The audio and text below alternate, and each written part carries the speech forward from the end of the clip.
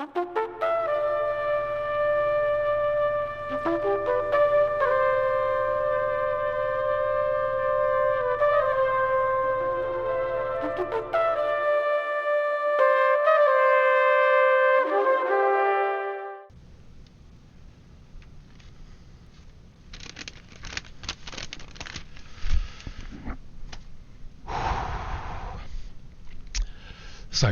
here we are, Halfpenny Green Airfield, just outside Wolverhampton. This is it. We're doing it. We are going. Right, how are we doing? Okay, we've got fuel, yep, and I think all the flaps work.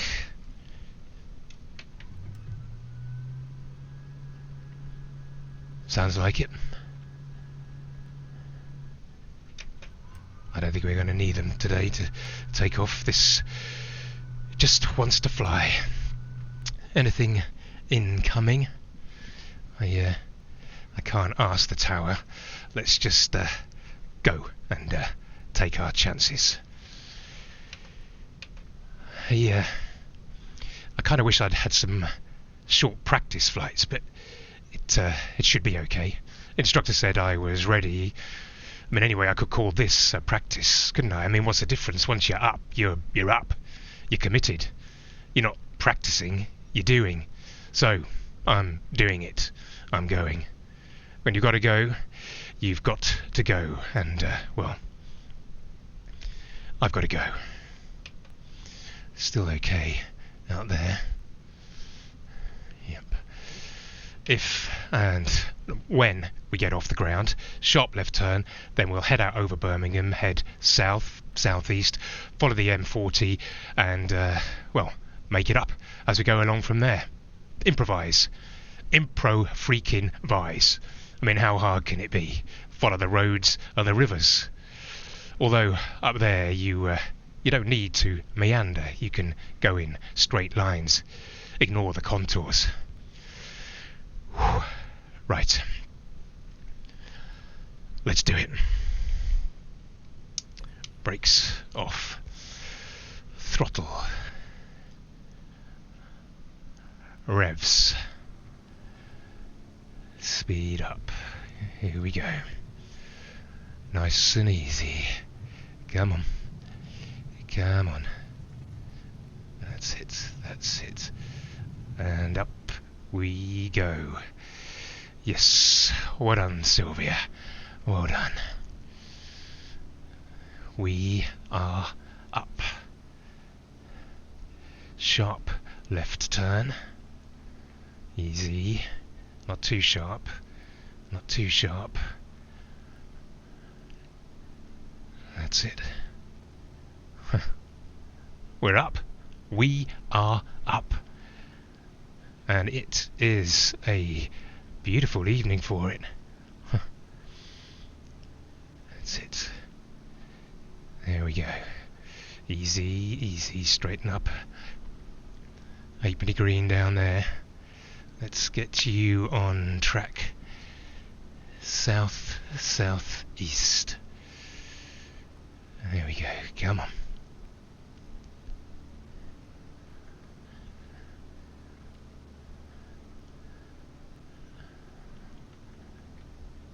Let's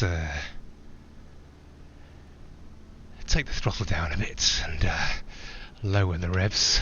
Let's protect your beautiful engine, Sylvia. And that's it. We are on our way.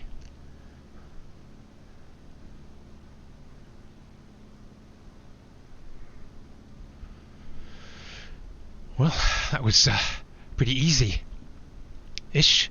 Now I just got to stay up, not crash into anything, not be seen to do anything stupid or actually do anything stupid.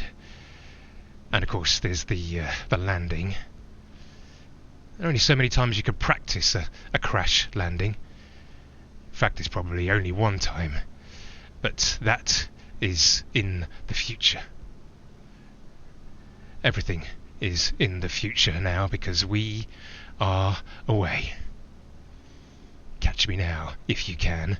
Whoever you are, fates or whatever, we are up and we are away.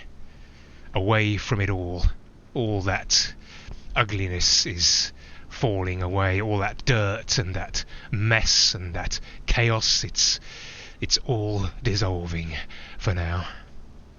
Leaving the past behind or trying to catch up with it, I'm not quite sure yet. It's all to discover.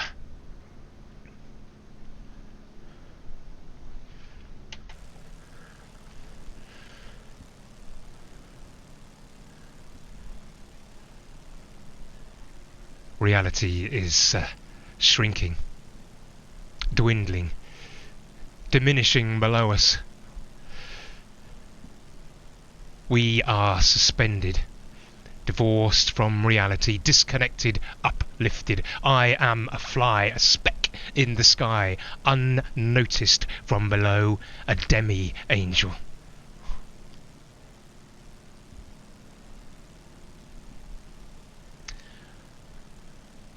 Well, thank you, Halfpenny Green Airport. The perfect, quiet place to take off unnoticed. I bought my first leather jacket at the market at Halfpenny Green when I was 18, just about to go off to university. A new look, a reinvention. I wanted to look a bit New Order, a bit Bernard Sumner, I suppose. It wasn't a jacket like this, more a biker one.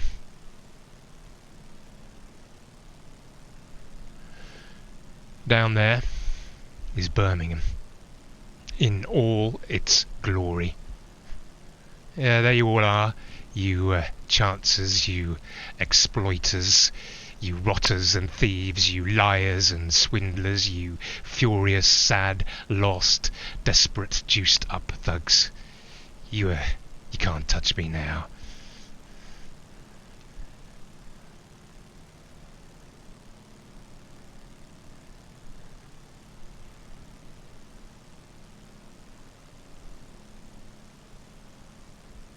Well, we've got a nice evening for it. Just a few clouds. Couldn't be better for my first solo flight. Fingers crossed. I've been to a lot of places around the world, but down there, Birmingham, that's the place I know best. Good and bad. I know its paths and its parks, its main roads and its back roads, shadows and blemishes. I know it like the back of my hand, or the palm. Lines crossing and meeting, fraying, dead ends and scars. Yeah, down there. So much of my magnificent, sorry, forgotten past.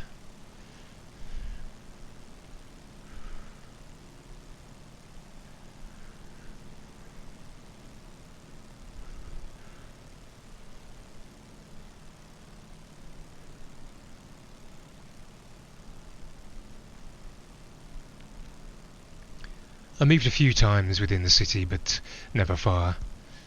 I used to live there and yeah, down there. Above a chip shop, then opposite a mechanic, then next door to a sweet old lady, and then opposite a park.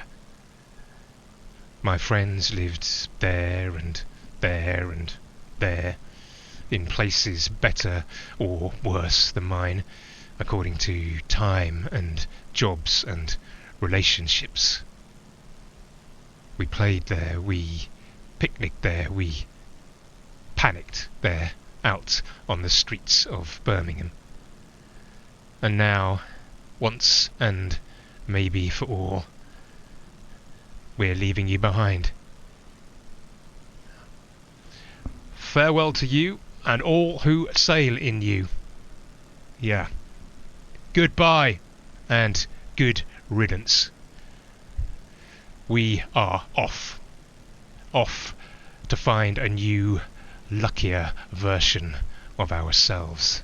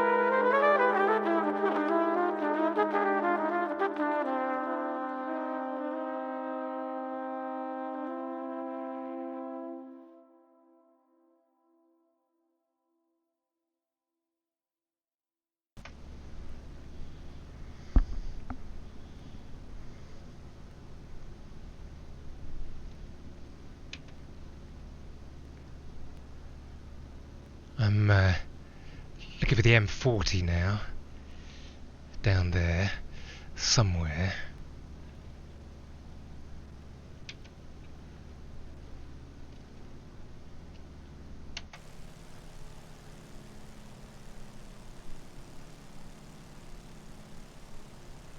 Where is she?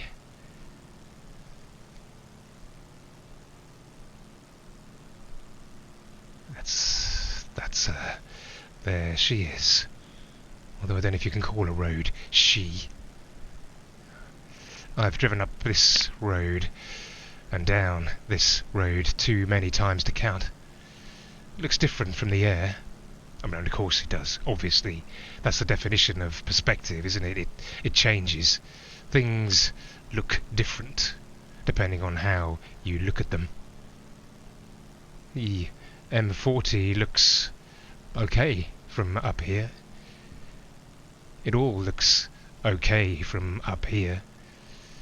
Cleaner, greener, planned, mapped. But down there on the ground, when you can see it in high resolution, nothing is resolved. It's a mess. There's mess everywhere. Planned, unplanned, dumped. Yes, I think escape is right at this point. Escape physically and emotionally. Let's give it some time and some space, some air space.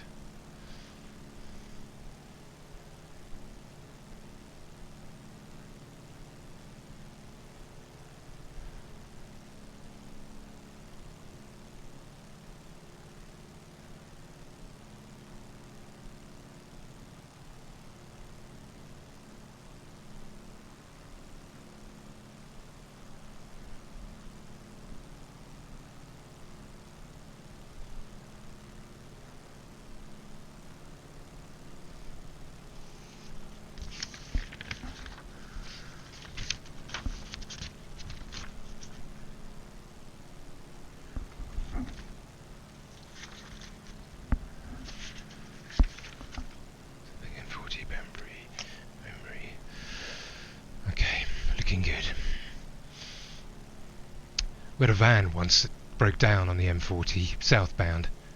It was an absolute nail, and finally it was knackered and gave up the ghost. I nursed it off at the Banbury exit, and after a few calls we managed to get a replacement organised. We backed up the second van against the first van and transferred everything from one to the other. It must have looked very suspicious, as if we were swapping out knocked off goods in a lay-by. Yeah, ironically, I think we were carrying parts for repairs on an industrial fuel pump. Didn't have the parts for a knackered old blue Renault Traffic, though. I wonder what happened to it. Probably got crushed. I don't really know what happens to cars and vans after they crushed.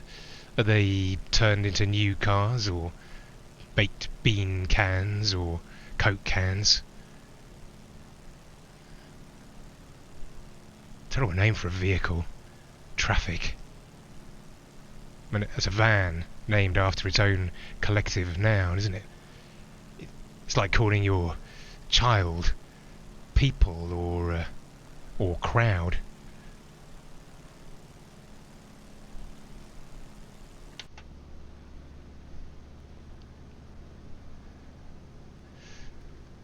I love driving things, operating machines in general, but driving in particular. I always wanted to drive, and I still love driving now. I didn't like learning much, though. I like learning on my own, in my own way, but obviously that's frowned upon when learning to operate dangerous machinery. What was his name? My instructor. Ralph. Ex-military, I think. Yeah, Ralph. And away, he'd say, as we cleared a junction. And away, well, that meant step on it. Step on it, that must be a driving-derived idiom. He described the clutch as 2 dinner plates. He mimed their meshing with his hands. Fat fingers splayed, the machine responding to instructions. Yep, keep your hand on the stick, Craig.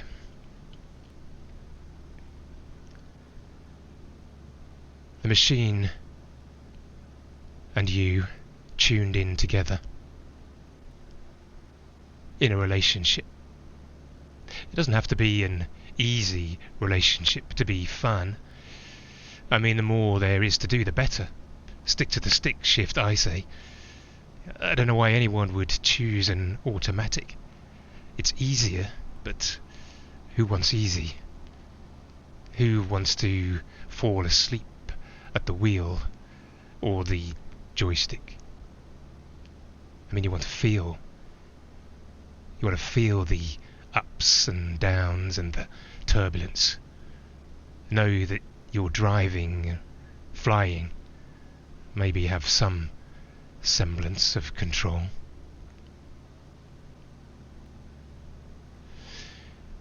Weirdly, it was an English actor who was the first person to describe the control column on a plane as a joystick. Robert Lorraine wrote about the joys of the joystick in his diary while he was learning to fly at Blériot's flying school in Pau in the south of France. Sometime early in the 20th century. This isn't a joystick, no. This is a yoke. A yoke to join or unite, to grasp the metal. Grasp the metal. Hands united with controls. Controls united with surfaces. Surfaces united with air. Simple.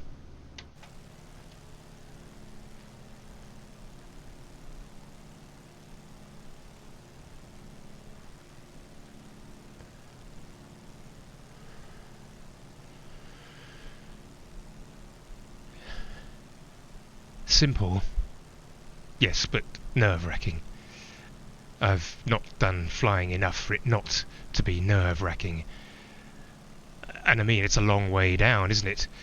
Crashing would be way more embarrassing than crashing a car.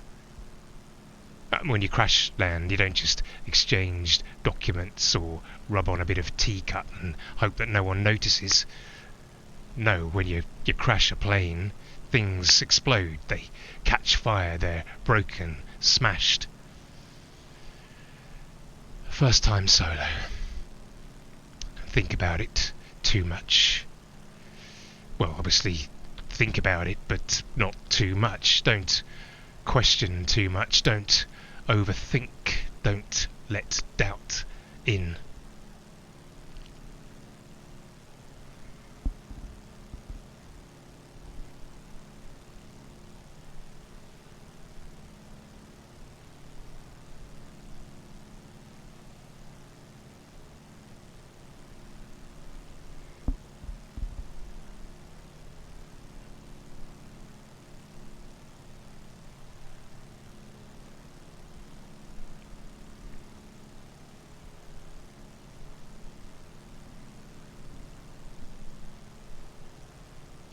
Down there, it's Banbury.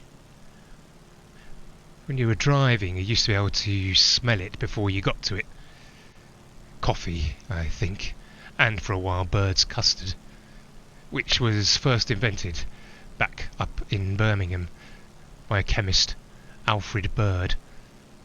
They moved production down here in the 60s, and the custard factory became an art centre.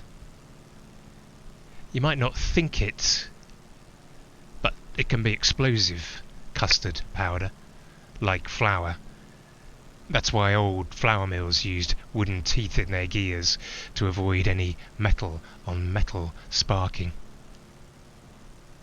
I'm not sure if they still produce foodstuff down there. You know, suppose they still make Banbury cakes. The Banbury cake, a bit like an Eccles cake, but not made in Eccles.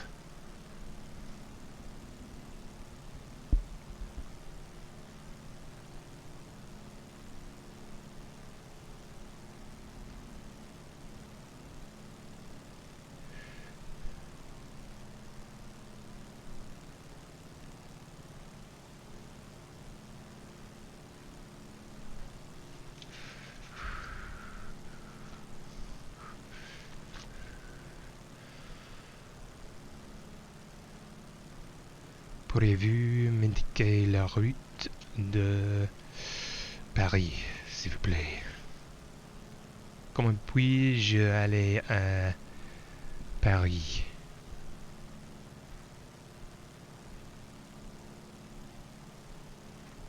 À quelle distance sommes-nous de Paris? I'll be fine. Somewhere near here, the M40 takes a big bend to divert around Otmore. a protester was trying to protect woodlands and wetlands, and they bought a plot of land right in the motorway's path.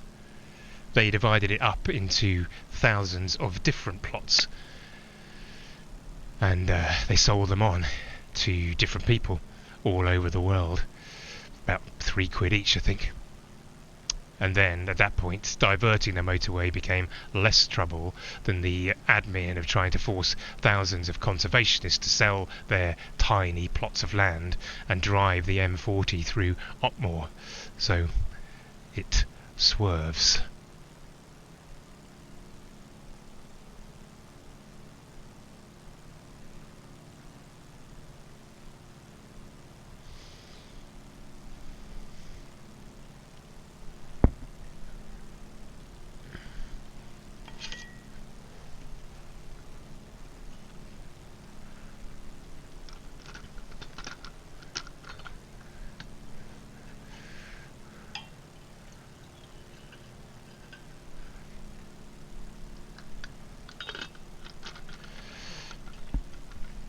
Sorry, Sylvia.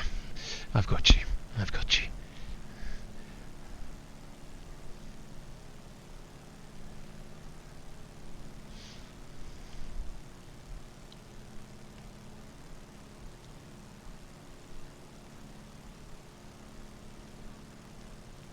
Yeah, that must be Hayford Air Base. Yeah, let's not get shot down round here.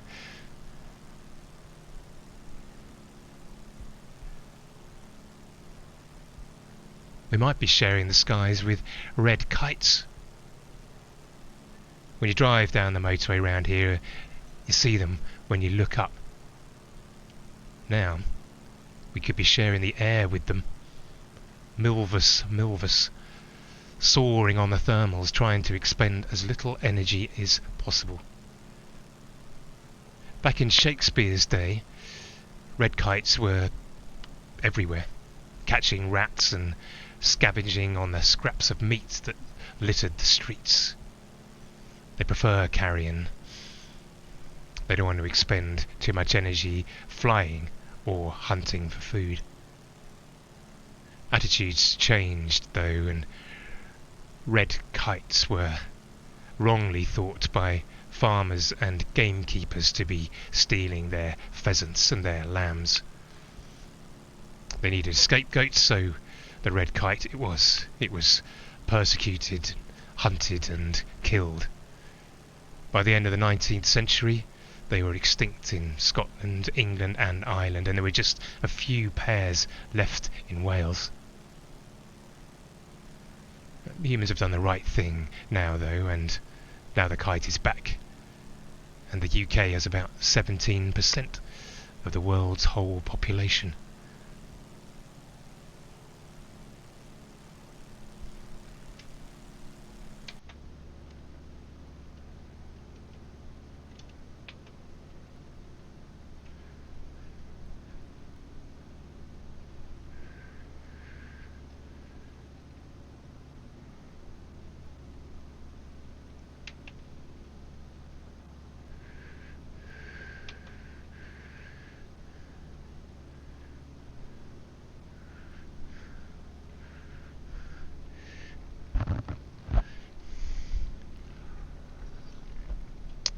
Left-handed flying.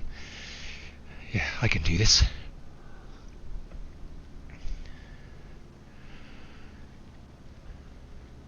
(2,900 feet) on a beautiful evening,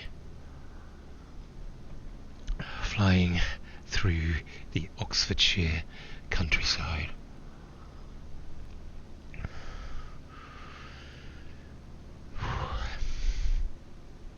Yeah, so far, so good. Can we see any of Oxford's dreaming spires? I'm not sure what Matthew Arnold was thinking of with the dreaming spires. Arnold was a famous Victorian poet, more famous to the Victorians than us. He was also an inspector of schools. His opinion was that students should be taught the best that has been thought and the best that has been said. That was picked up over 100 years later by Michael Gove, who was Secretary of State for Education. And he sent a copy of the King James Bible to every primary school in the country. Matthew Arnold's opinion of what constitutes the best that has been thought and said will have been influenced by his education in rugby. At rugby, the school, not the sport. His dad was headmaster. Matthew was there a few years after William Webb Ellis, who, legend says, invented one sport by breaking the rules of another. He went on to become a vicar. He died in the south of France, right by the Italian border. Not near Pau, where rugby is like a religion. The French Rugby Union tends his grave anyway, which is a nice touch. Graves are a burden to the living. Better to be scattered to the winds, perhaps.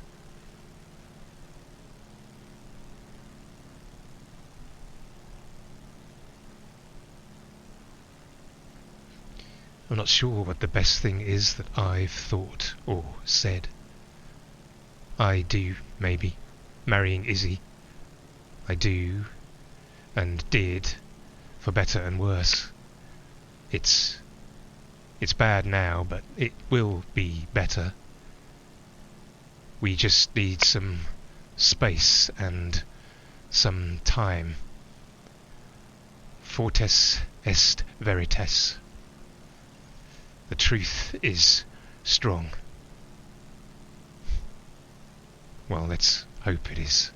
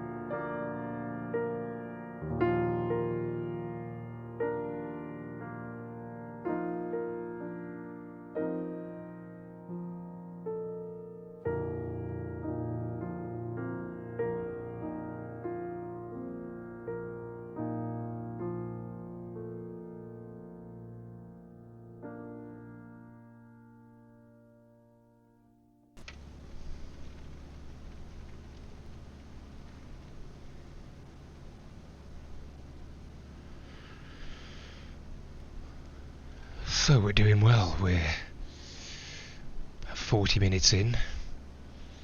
I'm just gonna keep on keeping on. See how far I can get. It's more tiring than I was expecting, but we're looking good.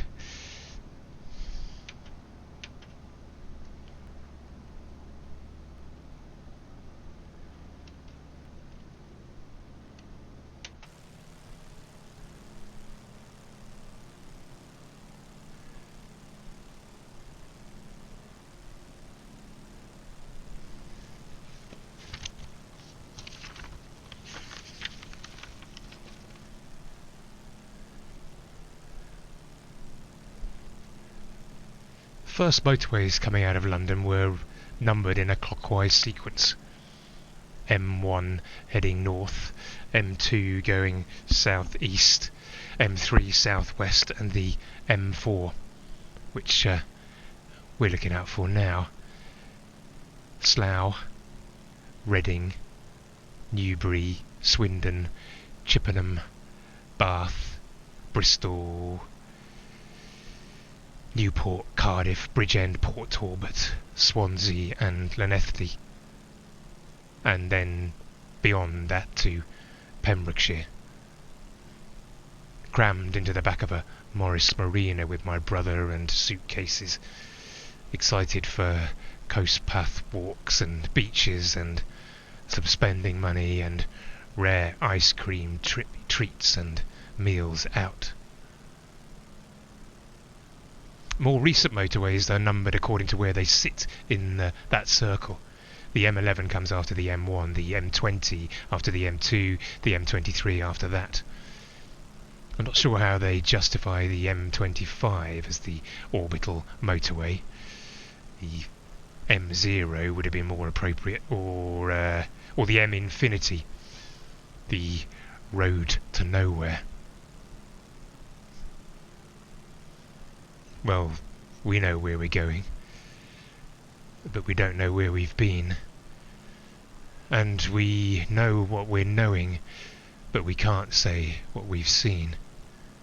And we're not little children, and we know what we want. And the future is certain. Give us time to work it out. We're on a road to nowhere. Taking that ride to nowhere, we'll take that ride. We're on a road to paradise. Here we go. Here we go. Here we go.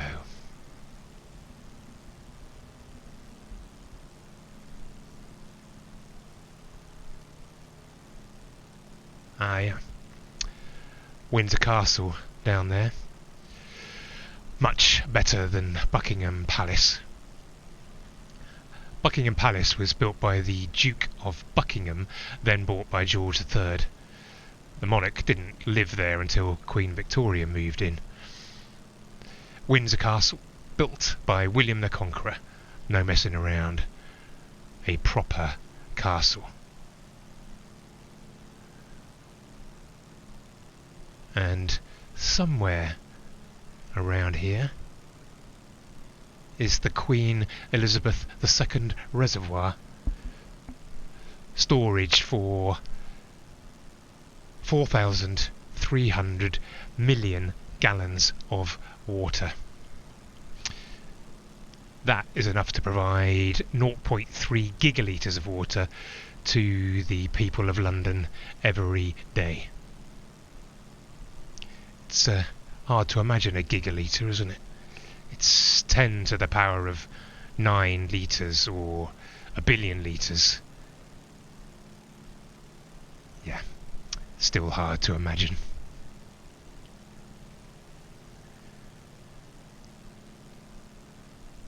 As the Windsor not, of course, invented or inspired by the Duke of Windsor, you take your pick. He liked the fat tie look, like the scary kids did in my school. Tie it right at the end and tuck the long, thin bit down into your shirt between the buttons. The Windsor works well with cutaway collars. Yeah, our school shirts weren't like that, and none of us thought of cutting them away. I mean, our mums wouldn't have liked that.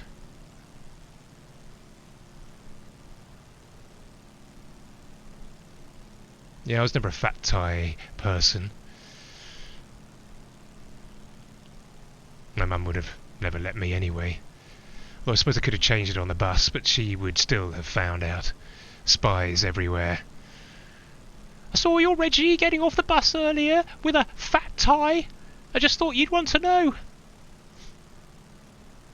There's a rumour that the Duke didn't tie his tie in a special way, but he got the fat tie look by commissioning his own ties out of an especially thick material, leaving the rest of us without access to especially thick material to emulate the look.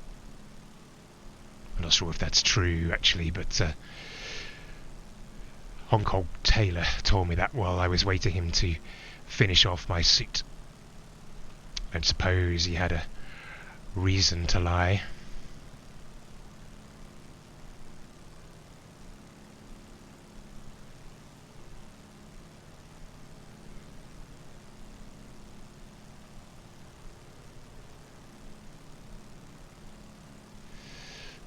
Yeah, Jake, it is a bit cloudy. And those were the reservoirs feeding those 10 million people of the capital with water to keep them refreshed and washed and to brew their beer. 10 billion people. All because the Romans built a bridge to get from one side of the river to another. The Duke of Windsor had been Edward VIII. Famously, he abdicated for love or to avoid responsibility. Take your pick. Probably a bit of both. She had been divorced twice already, and he was leader of the Church of England, which is one of the perks of being the King of England, although that did mess his plans up. Divorce thing, well, that was still tricky despite Henry VIII. It's less tricky now, of course, unless you are one of the individuals involved. Anyway, before the coronation, he ducked out and passed the whole thing on to his little brother George.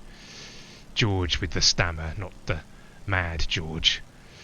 Though by all accounts George was pretty angry about having to become king. The 6th George following the 8th Edward.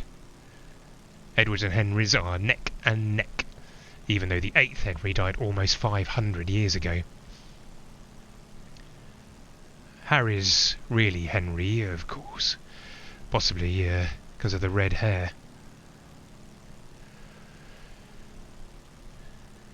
I mean, that would have been 9 if something desperate had happened to Will before George and the other two came along. No chance now, though. Plus, Harry got his abdication in early for good measure. For love or to avoid responsibility. Who knows? Take your pick. George will bring the Georges up to 7. All of them in the last 300 years. Georges are coming up on the rails.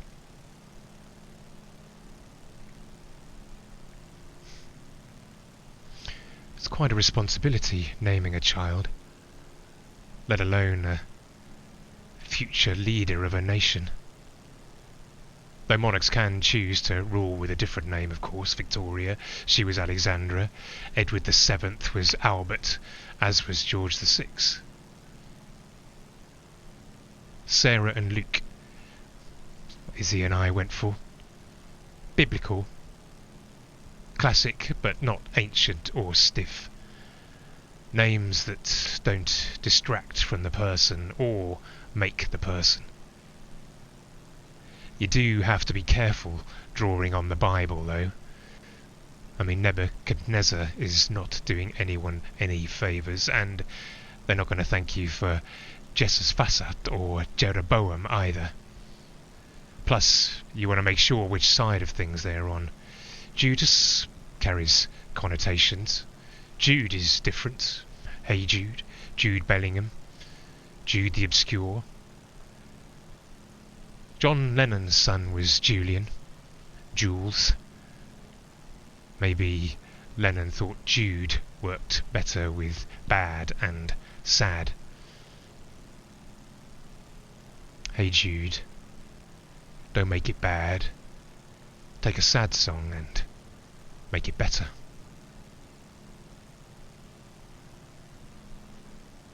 I think they like their names. Sarah and Luke, they never said that they didn't. They didn't take nicknames. We never called them anything else. Well, except love and darling and precious and magic and young lady and little man and my little ray of sunshine. My little rays of sunshine.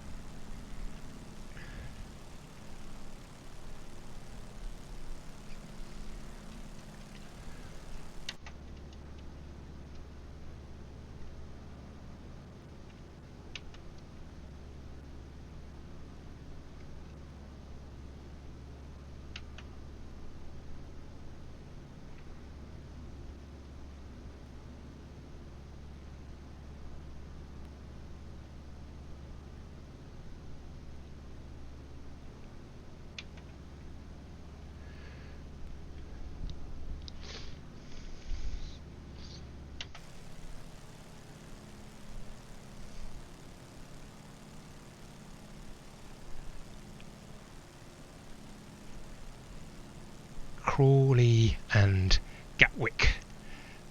Next stops, well, not stops, next landmarks. Gatwick, the Pope's UK airport of choice. Well, at least John Paul II flew into here in the early 80s before he set off around the country in his Pope-mobile. They had adapted a Range Rover and a Leyland truck so that he could be seen by crowds, whilst also being protected by bullet-proof glass. A Turkish hitman had shot him the previous year as he was being driven through St. Paul's Square in an open-top Fiat. I don't know why they hadn't learned from Kennedy in Dallas. Maybe they thought the Pope had divine protection. Evidently not. I don't think they drove the Pope-mobile around the M25 and then up the M40. I guess they put it in the back of a lorry, a Pope-mobile, like the USA fly Cadillac 1 around the world on the Beast-mobile.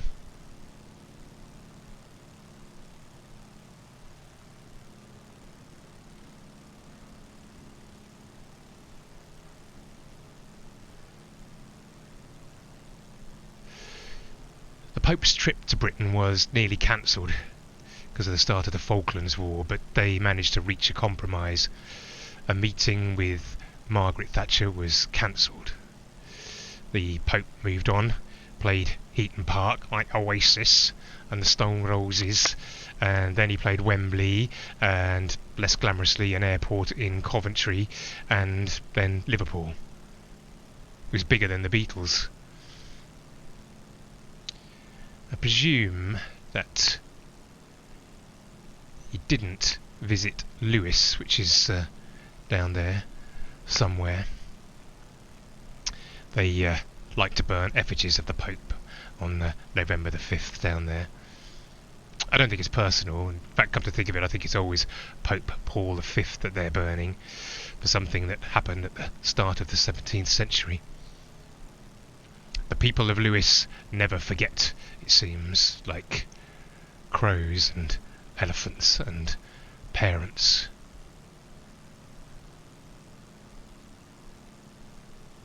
I think these days they also burn popular political figures, or rather unpopular political figures.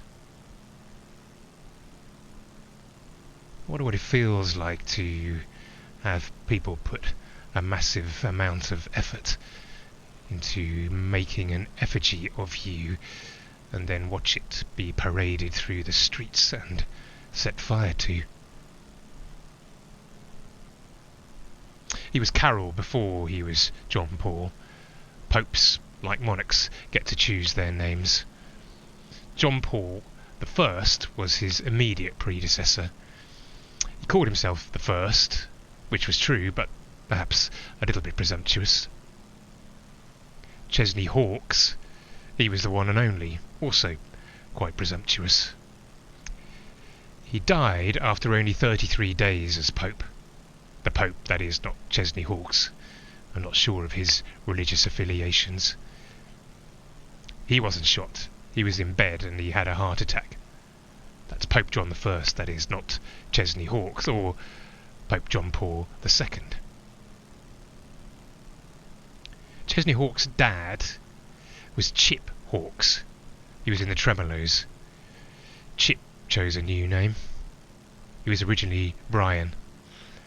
Maybe Brian Hawkes sounds more like a bank manager than a potential chart topper. I used to wake up every morning feeling down, down, down, and my heart was filled with sadness, like a clown, clown, clown. Hello world, today I feel like someone. Hello world.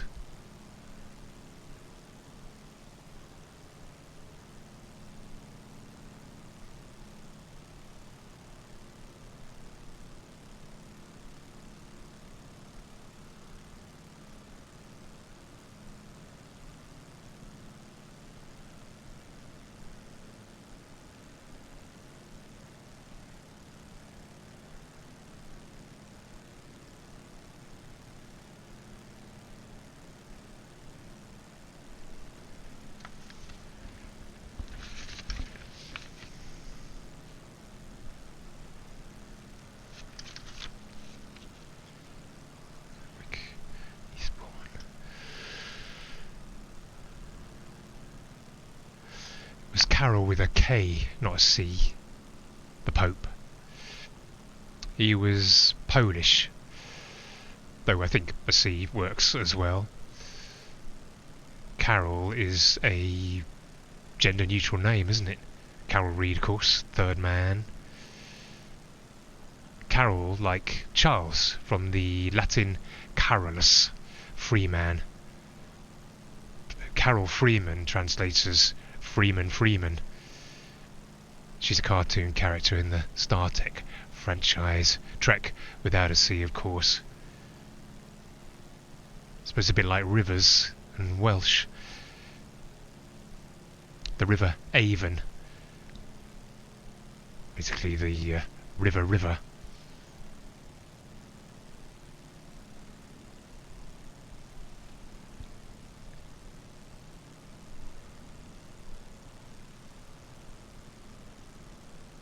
Gender neutral names could be the way ahead in gender fluid times. And names are just conventions, I suppose. Labels that can be attached and detached. They gain meaning through their use. Point at a thing, say a word, this becomes that, as long as everyone agrees. So we can all agree that anyone can be called Reginald. But it would be helpful if not everyone was called Reginald. Then we'd have to rely more on second and even third names. You'd start taking the Reginald as read. You could cancel it out as you do in maths with functions that appear on both sides of an equation. Reginald as a universal name for everyone might just come to mean human being. Bit like Renault Traffic. As it is, I've never met anyone else with the same name as me. Even my grandfather, after who I was named. He died just before I was born. Actually, I did kind of meet Reggie Watts once in New York, I think. I went to a gig. I think we got introduced by someone I was working for. Maybe we went to a bar together with the same group of people, but he wouldn't remember me. I remember him. He's got spectacular hair. I never met Reggie Cray, with a K, not a C. Come to think of it, he would have been on trial at about the time that I was born. My parents must have been pretty determined on the name, because a nearly convicted gangster having the same name didn't put them off. My mum still in mourning for her dad. Maybe they figured that people would soon forget about Reggie Cray once he was in jail. Yeah, they were wrong about that. They wrote books, they made TV series, they made films. Reggie Cray was played by Martin Kemp in the film, Kemp with a K. I wonder who would play the lead character in a film about a man who decides to fly solo in around the world in an attempt to make something change. I mean, there are worse names than Reginald, Reggie. You make the best of what you have, what's been given you.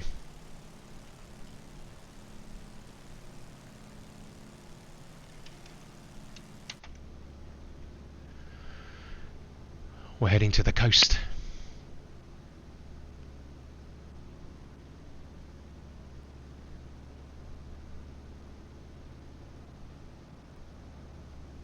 Down to the beach. It would be a nice evening to go to the beach, a barbecue with the kids, watch the sunset. These are the South Downs, rolling chalk hills eaten into by the sea, creating spectacular white cliffs. Not the famous cliffs of Dover. They're over to the left, of course.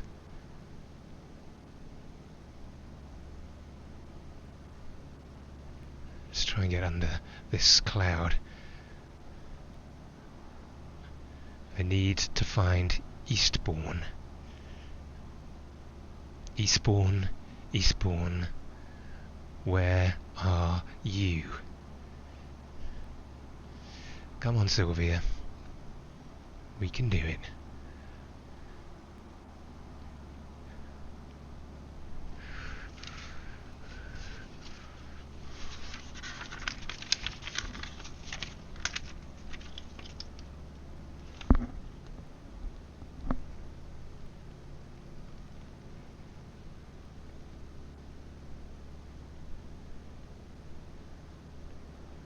Must be down there somewhere.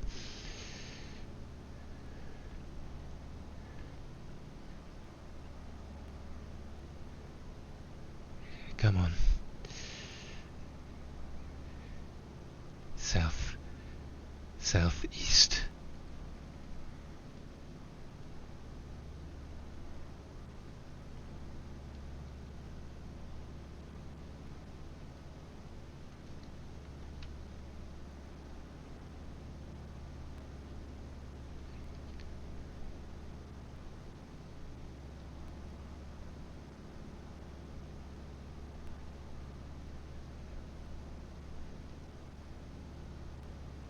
Okay. This is looking good. That must be it.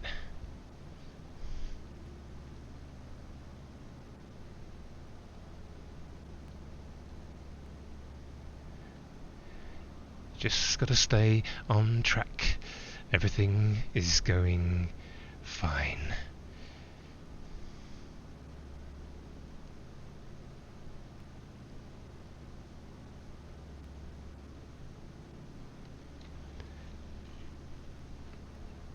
Down there are the 7 sisters.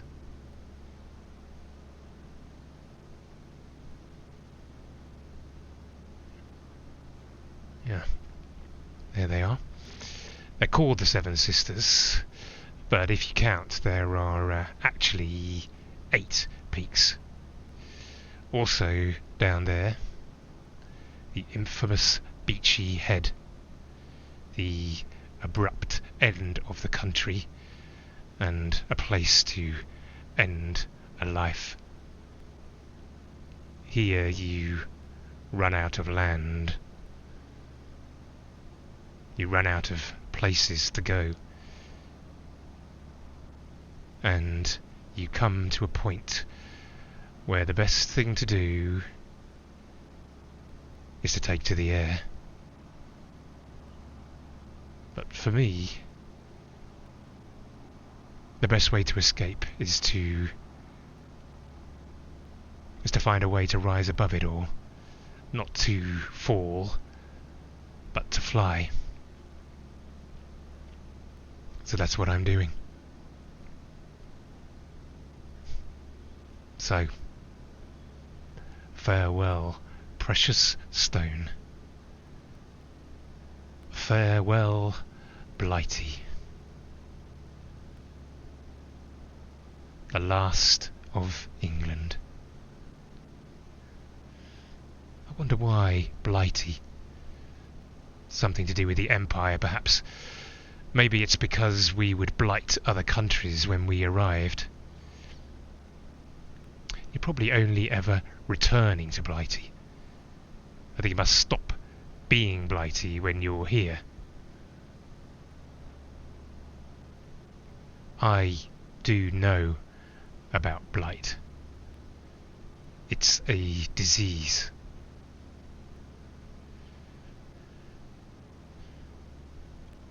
A blight. A blight is upon me.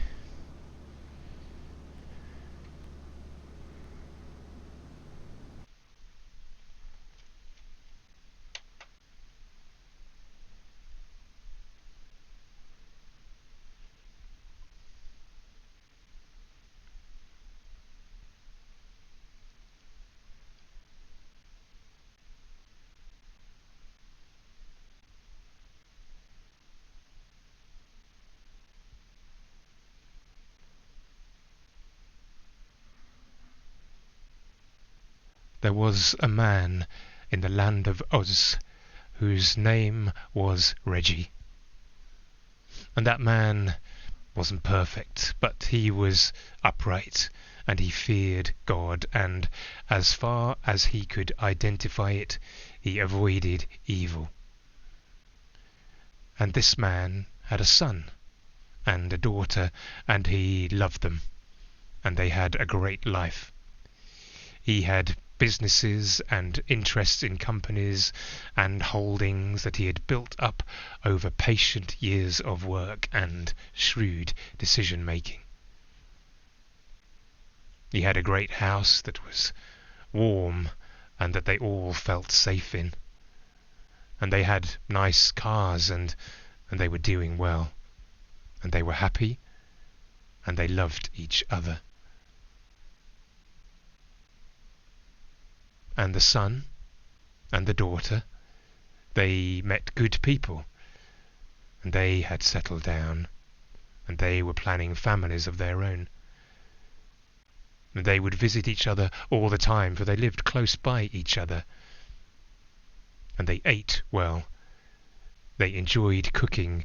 They cooked each other meals. They invited guests around, and they ate out. And they had their favourite places, and they felt safe, and they felt comfortable, and their life was charmed. And that man wasn't perfect, but he was upright, and he feared God, and as far as he could identify it, he avoided evil. He got up early each morning, and he worked, and he prayed, and in case his children didn't pray, he prayed for them too. He lived in fear of God. But this did not seem to be enough. For one day, the fire of God fell from heaven and burnt up his world.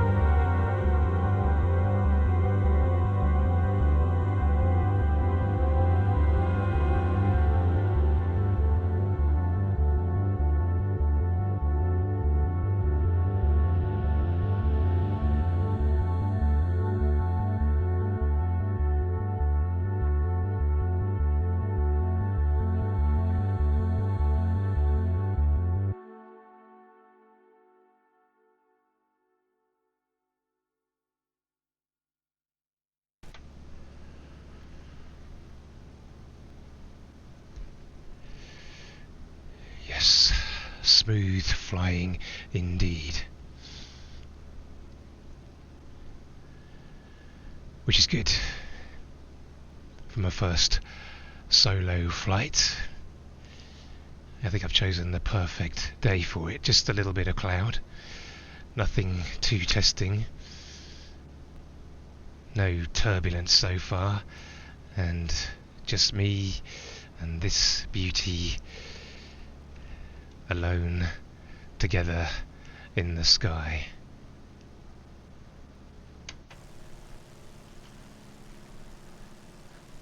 I wonder if anyone has ever flown this particular bit of sky before.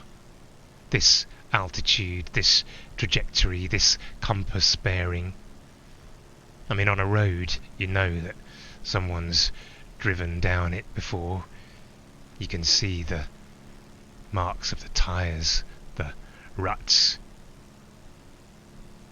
But up here, it feels clean, pristine. This could be virgin airspace. Just me and Sylvia.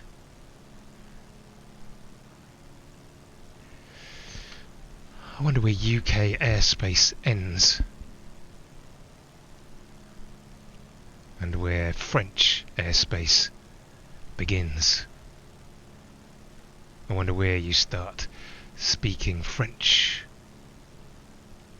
Now, maintenant, or peut-être plus tard. On the other way, your mobile sometimes hooks up to a French provider. Thinks you're somewhere on the French coast. That could prove costly these days. Anyway, English is the language of aviation. It's used to avoid any deadly misunderstandings or miscommunication, though it doesn't always work. It's easy to mispronounce or mishear, miss a word or a heavy accent, a bit of slang, and anyway, I'm keeping off the radio, and hopefully I'm keeping off the radar. See, I don't want to be spotted. I just want to slink away.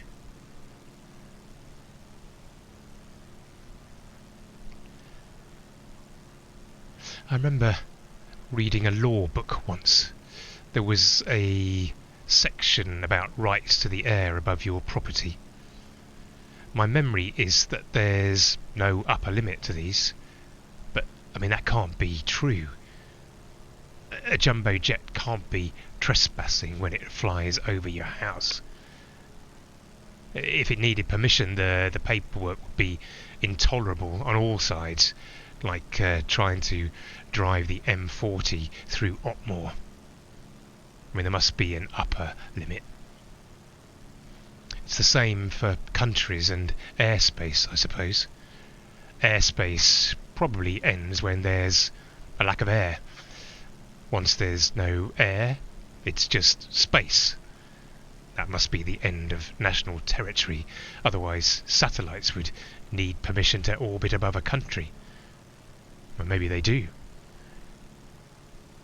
Yeah, my knowledge of space law is thin at best. In reality, it's probably still the Wild West up there.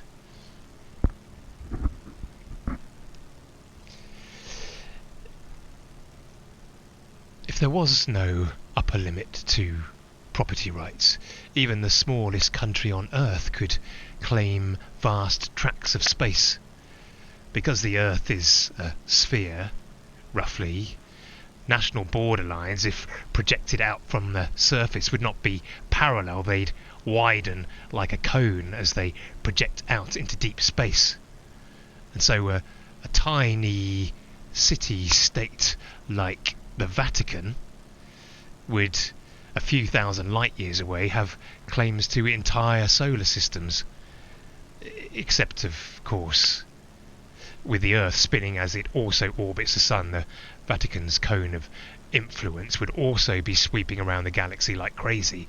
The property rights would be terribly unstable. It would all be unworkable, impractical. Yeah, it's a terrible idea.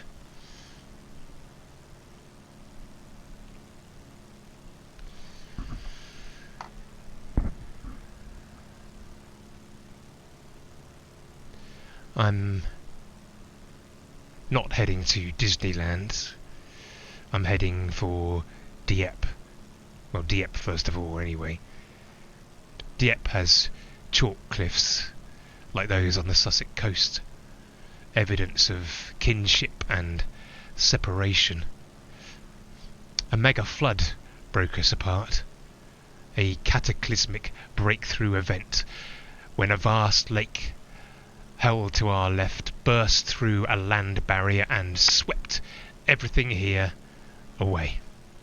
Almost instantaneously, Britain was set in a silver sea, and the channel, La Manche, down there, became a moat.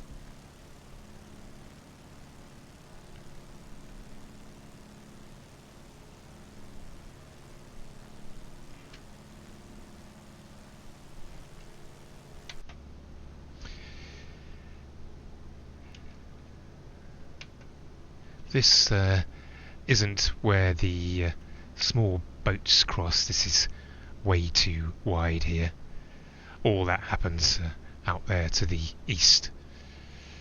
To the west are the Normandy beaches, where the channel is even wider. I mean, that's a good surprise tactic, I suppose. Pretend that you are going the short, easy route, then go long and hard. Float in hundreds of tons of concrete harbour, walls and roadways, and then hundreds and thousands of men and women. Or I suppose you could build a tunnel. In the Second World War, the British were worried that the Nazis were secretly digging. A good way to avoid Spitfires and Hurricanes and mines. Mines of the explosive variety, not the underground tunnel variety. After the Second World War, there was a lot of back and forth about building a tunnel.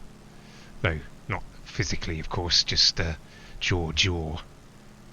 Britain was still trying to decide what it thought about France and Europe.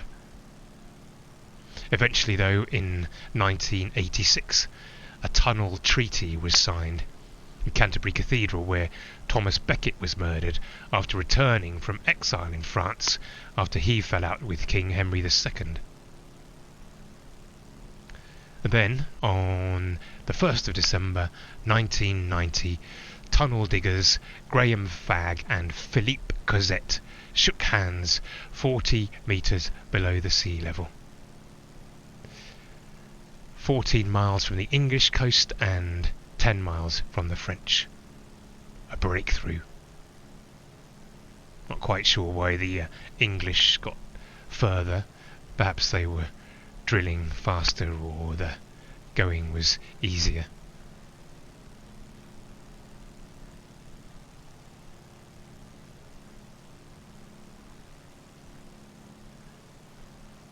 The first person to swim across the channel was Matthew Webb, Captain Webb, a merchant seaman and a Shropshire lad. About as far from the sea as it's possible to get in England.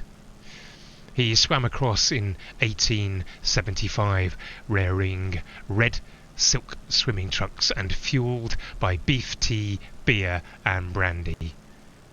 It took him 22 hours. He kept getting pushed off course by the current. It's easy to lose your sense of direction down there and up here. No landmarks, just blue or grey and the clouds, but of course they just keep moving and not necessarily in the direction that you're travelling. Webb died trying to swim the rapids at Niagara Falls, a desperate attempt to maintain his fame in changing times. The swimming version of Icarus, maybe. The first person to fly across was Louis Blériot, 30 years or so after Webb swam. He took the short route to Calais to Dover. He won £1,000 from the Daily Mail. A lot of money back then, though he probably didn't need it. He made a fortune making car headlights, and he spent it all building experimental aeroplanes. The flight took 36 minutes and 30 seconds, but it was an action-packed half an hour. Blériot had been injured in a test flight, and so he was flying with a badly injured foot. Then it began to rain. Blériot was worried that the moisture would cause his engine to pack in and send him plummeting into the channel. And then there was turbulence, buffeting his fragile plane. Then visibility got worse and worse, those white cliffs hard to make out in the cloud and rain. "I am alone. I can see nothing at all," he said. And then at Dover, cross winds nearly made him crash. He kept it together, but his landing gear and propeller were badly damaged, so it must have been a pretty hard return to Earth. That is, I must admit, a little bit worrying. If Blériot struggled to land, I'm not sure of my chances. I'm not looking to break any records. I'm just looking to get away and land somewhere much wetter and softer. The Channel crossing made Webb famous and Blériot famous, hence the flying school in Pau and Robert Lorraine with his flying lessons and his naming of the joystick. Blériot built hundreds of planes. I'm sure he'd love this one. Cessna 195. I was lucky to find her and to be able to get her back in the air where she belongs. I'm relying on you, Sylvia.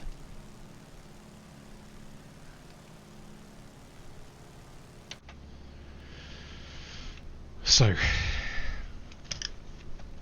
I'm going to head to Paris, and I'm going to find Nicky. That seems the best thing to do. Stay with him for a while. He won't mind. We've always done that for each other in the past. Been a floor to sleep on, a friend to meet in a bar somewhere, a person to go to with an idea, with a question.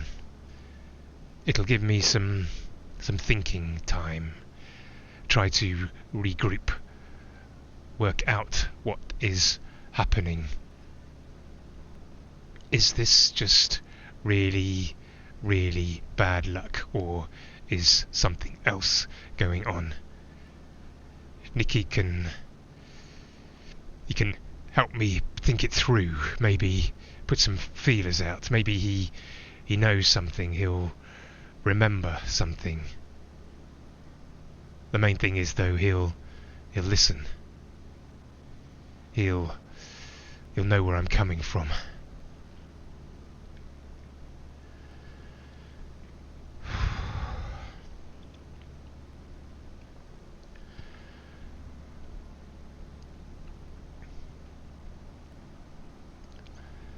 I don't feel great. But it can't be altitude sickness. I'm only at 4,500 feet. Maybe I'm seasick.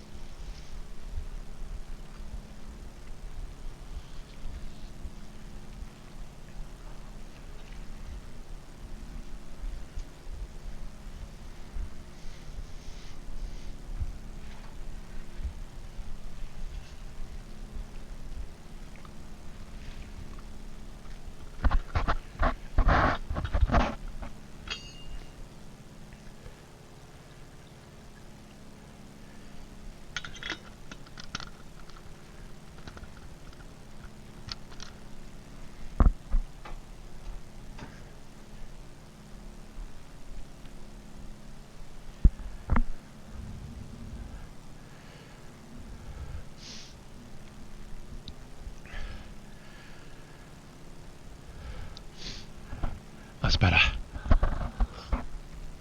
I think I was just hungry. Nothing that a pork pie can't fix.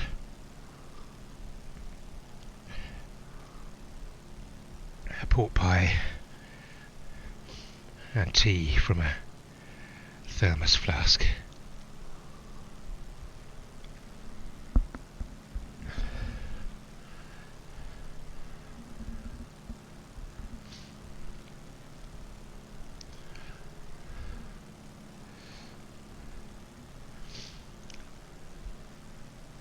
So that must be Dieppe. Harbour, beach, castle. Castle was originally built by Henry II, the same Henry II whose words about his turbulent priest Thomas Becket were taken a bit too literally back in Canterbury. Dieppe from the Anglo-Saxon for deep. People have landed here and left here for centuries, setting off to explore the world. In the church down there, there's boat graffiti scratched into the walls. Intricate etchings of sailing ships complete with masts and rigging, carved into the stone walls hundreds of years ago by sailors seeking divine protection. Maybe I should find somewhere to carve my Cessna into a church wall. I'm going to follow the Bethune River out of Dieppe. It's going in roughly the right direction, south-southeast, until it runs out. Well, until it's born, it starts. It's a bit like travelling back in time, following a river upstream.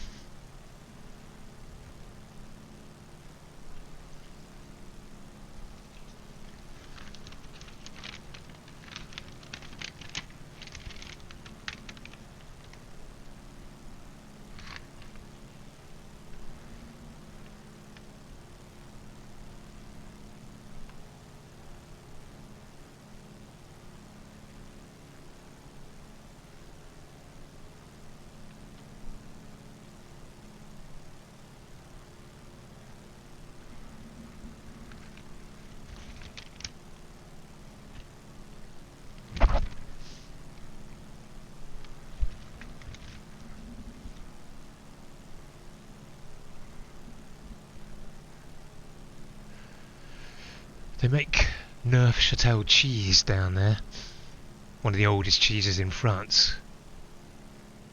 Not in terms of how long it's kept old, but historically old, in production old.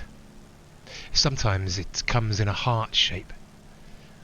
There's a story that young girls gave heart-shaped cheeses to English soldiers that they had fallen in love with in the 100 Years' War. Of course, people didn't know they were in a 100 Years' War then, of course. Like people didn't know they were in the First World War. They just thought they were in the Great War until the Second World War came along. Now I suppose we're waiting for the next one. Henry V used the long route across the Channel, like the Allies did, to get his soldiers across, before heading off with his happy few towards Agincourt. Just one more battle in 100 years of battles.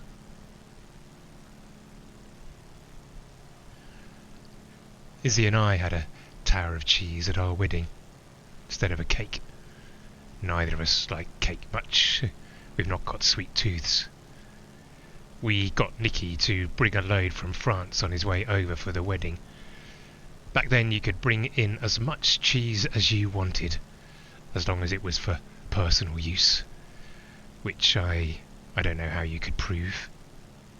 We had a big Comte on the bottom, then a Camembert, then Brie, then Roquefort, then Neufchâtel.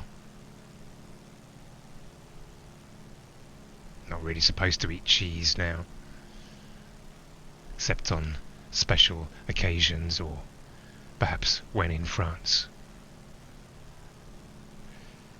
The Duke and Duchess of Windsor, they got married in France. They moved after the abdication. They got married in Tours, southwest of here. The ceremony was small. None of his family showed up. Seems they couldn't forgive him. When the Nazis moved into France, the Windsors moved out, south to Spain, then to Portugal.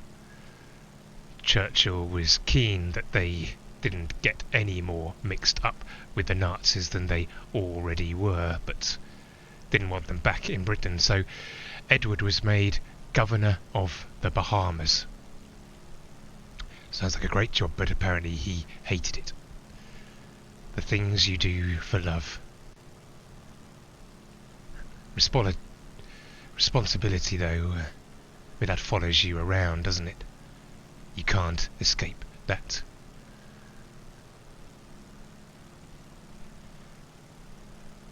So much, so many, so few. Did he write all his own material, I wonder? I mean, he was a wordsmith, wasn't he? He wrote a history of Britain, he painted a bit as well, and he drank a lot. When I wake up, madam, I will be sober, but you will still be ugly. Brutal. He was born at Blenheim Palace. We flew near it earlier, near Woodstock. Not the festival Woodstock, or Snoopy's dog, bird friend Woodstock. The bird was named after the festival Woodstock, not the Churchill birthplace. He also did a lot of bricklaying, Churchill, building walls to avoid the black dog, something concrete and solid in an uncertain world. He was half American, of course, not sure which half. Plenty of him then, by the time he died. Coffin on a gun carriage pulled by sailors, boots reversed in the stirrups of their favourite horse. I thought that was a British thing, but they did it for Kennedy as well. I'm sorry about the lack of gun carriage for you two. It wasn't an option. Twin hearses, too. Apparently you can't fit two coffins in a single hearse. I was desperate for you to travel together, but it wasn't possible. One of the many things I failed to do for you. But now we're up here together, us three. I don't know where we're going. Away, I suppose. Somewhere else for now. Some time to work out what's been happening. Seems best to be a moving target. More difficult for misfortune and disaster to hit.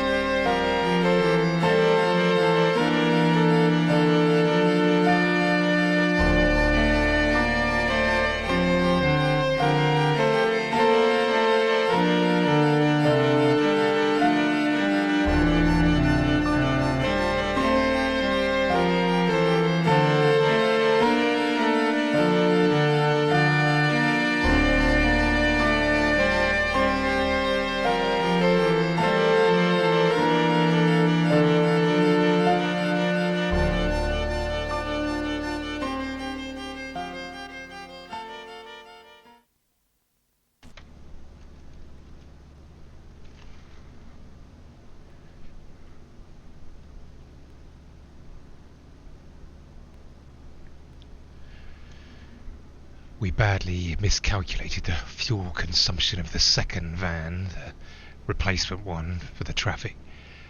We also badly miscalculated the availability of fuel. We had been negligent in our survey of how much bigger France is than England. We landed in Dieppe on a cheap ferry, the Trans-Manche, painted yellow. I think it was Greek run for some reason. Anyway, we arrived late at night. It was dark. We set off for our rendezvous on the outskirts of Paris.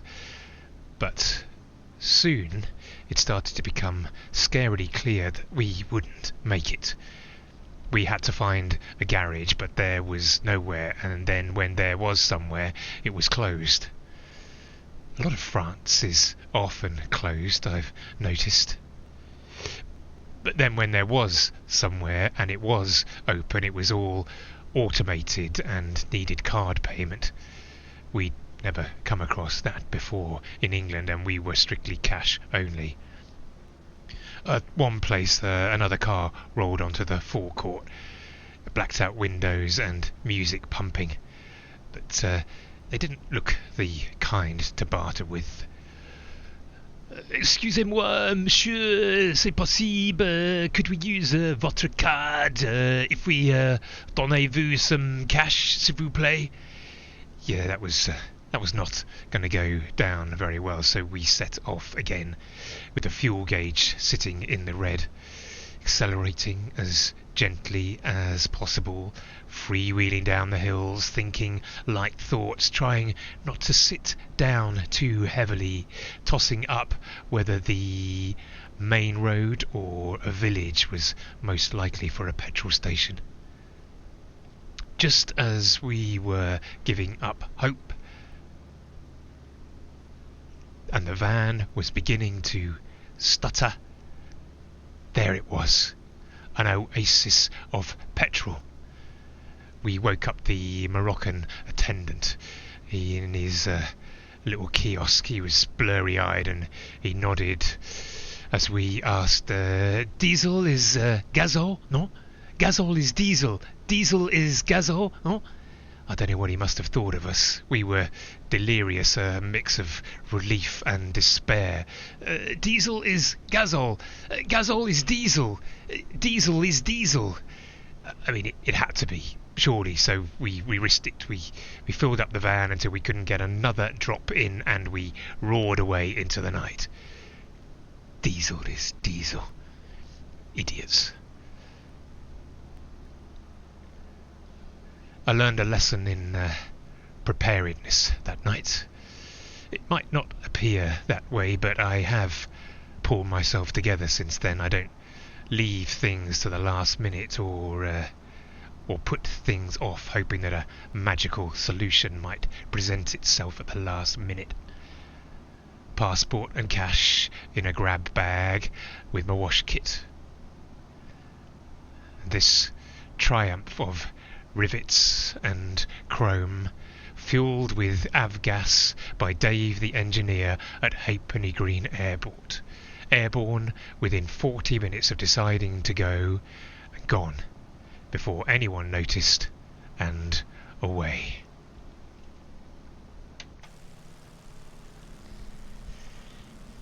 I just need to work out where to land now. It can't be Charles de Gaulle, obviously. Too big, too busy, too many checks and questions. Same with Orly. I need somewhere smaller, somewhere outside the périphérique, somewhere before Paris, just to be safe in case it gets too dark and I can't see where I'm going. Also, I don't want to be spotted and shot down by the French Air Force. I don't know what they're called, the French Air Force. I mean, Germany's got the Luftwaffe, we've got the Royal Air Force. I don't know about the French. I wonder, does Charles de Gaulle translate as Charles the French person? Sounds strange, but maybe it's only the same as Charles English. I knew a Bobby English at school, Robert, though he hated being called Robert. Maybe on official forms he wrote English Bobby. Maybe he became a policeman. It would have suited him, I think. Old school Bobby from the old school. Upright, solid, reliable. Probably would have been a good friend if I'd bothered to get to know him better. If our paths crossed, I'd help him out. I'd do him a favour. Yeah, I know I would. But then you'd not need to have gone to school with me for me to do you a favour. I hope I would. I'm sure I would.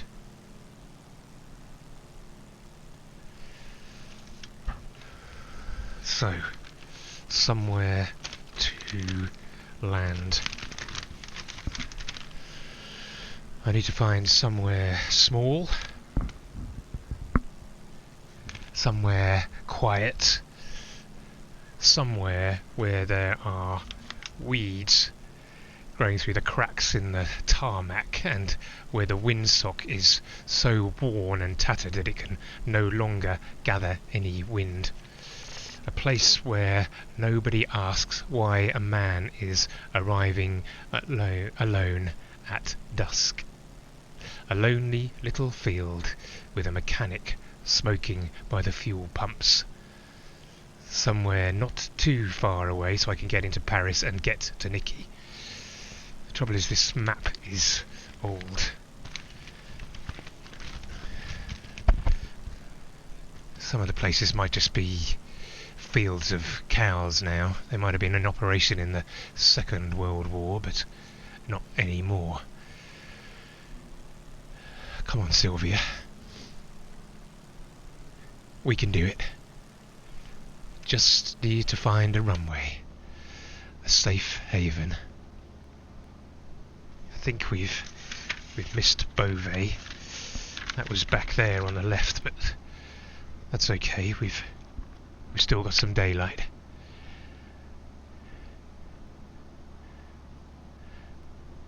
It can't be too far now before we can find somewhere. It's amazing, really.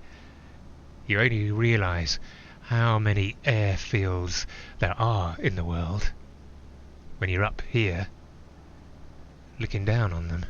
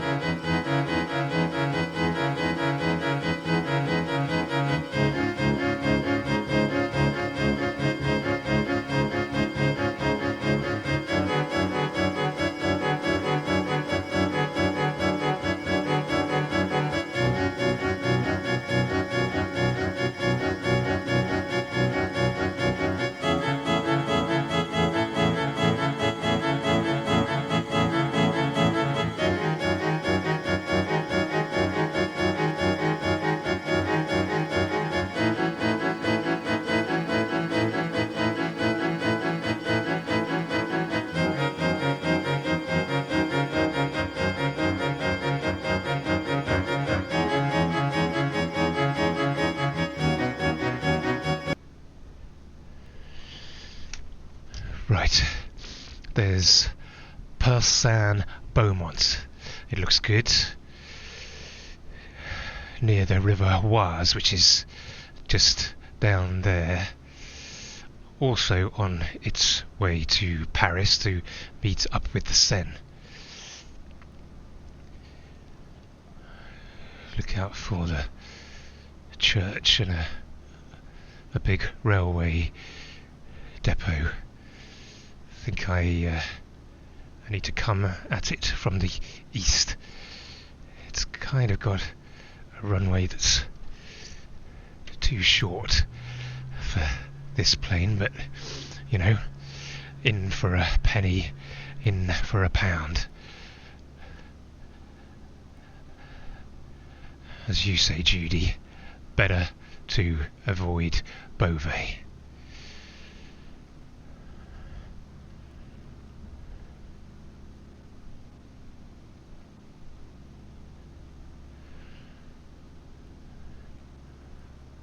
Follow the river.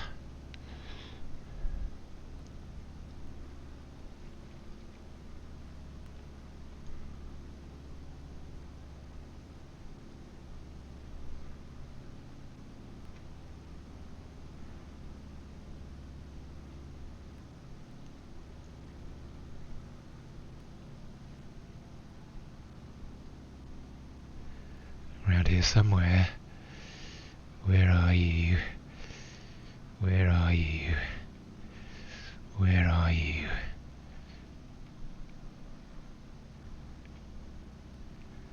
Ah, great. Sun in my eyes. That's perfect.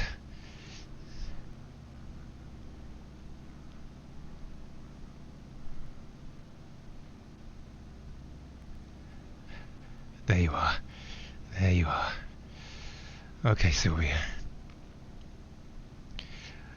This is a really bad angle of approach. I mean, and who plants a tree at the start of a runway?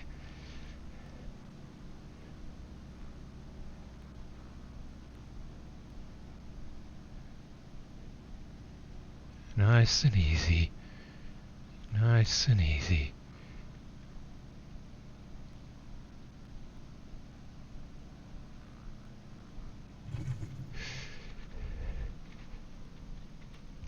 I missed it. Sorry, Sylvia. I'm sorry, Sylvia. I'm sorry. I'm sorry. I'm sorry. I'm really sorry. But we're there. We're there, Sylvia. We've done it. We've done it. We've done it. We've done it. There we go. There we go. There we go. Somewhere around here there is a bit of tarmac. Whew.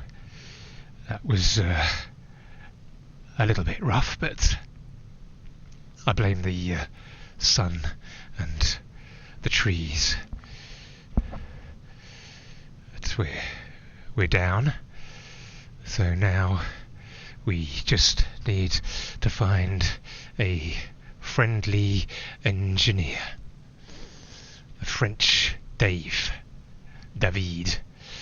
to help me refuel and store Sylvia, and then I need to find a way to get into Paris and find Nikki.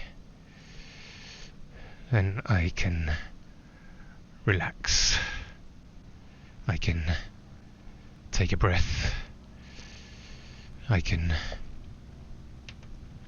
offload a little onto an old friend who'll know how to listen, and he might have some answers to my questions.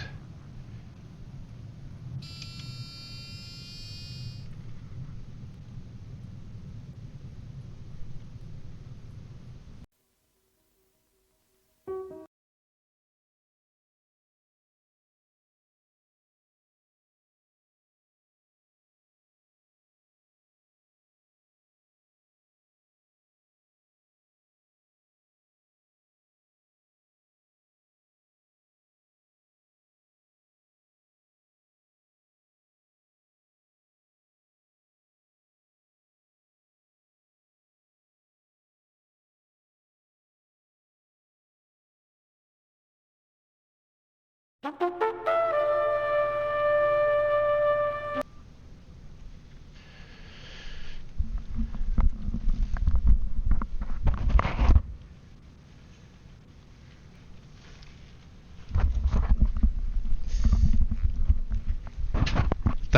everyone for joining me on that maiden flight. Bit of a tricky landing, but we got there.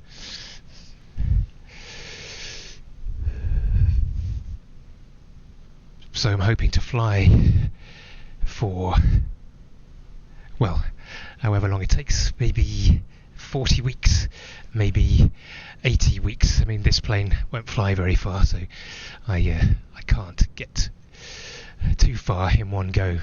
Reggie is going to have to learn how to fly a faster plane.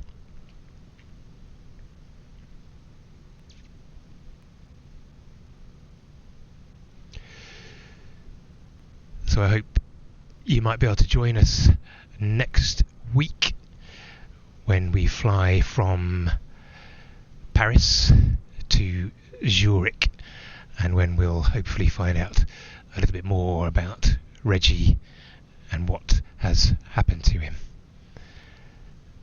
Thanks for joining us.